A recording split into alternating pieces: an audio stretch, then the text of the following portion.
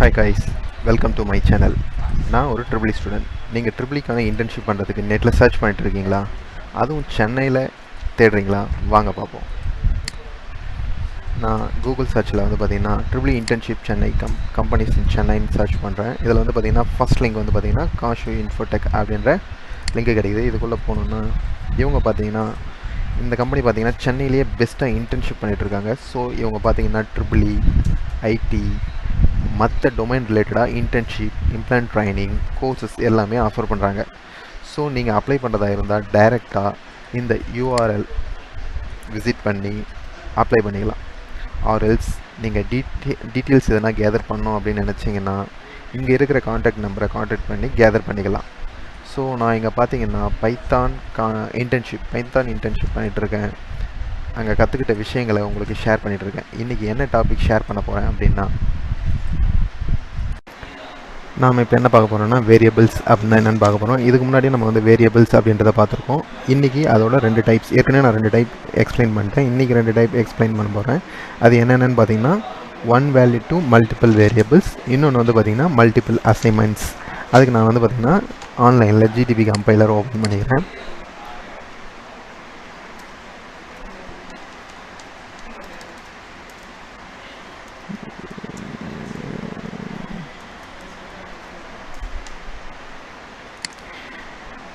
இதில் வந்து பார்த்திங்கன்னா லாங்குவேஜ் வந்து எனக்கு பைத்தான் அப்படின்றத சூஸ் பண்ணிக்கிறேன். பைத்தான் சூஸ் பண்ணிக்கிறேன் பார்த்திங்கன்னா இது ஃபுல்லாகவே டெலிட் பண்ணிடுறேன்.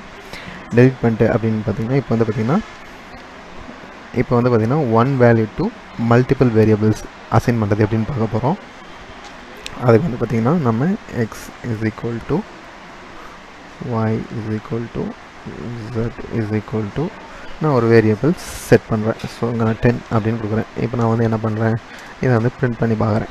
ஸோ என்ன பண்ணுறேன்னா print of X print of Y, அடுத்து வந்து பார்த்திங்கன்னா பிரிண்ட் ஆஃப் z. ஸோ இப்போ நான் இதை ரன் பண்ணால் எனக்கு என்ன வேல்யூ அப்படின்னா 10 தான் வரும். எல்லாத்துக்குமே 10 அப்படின்னு தான் வந்து பார்த்திங்களா. ஸோ இதுதான் வந்து பார்த்திங்கன்னா one value to multiple variables.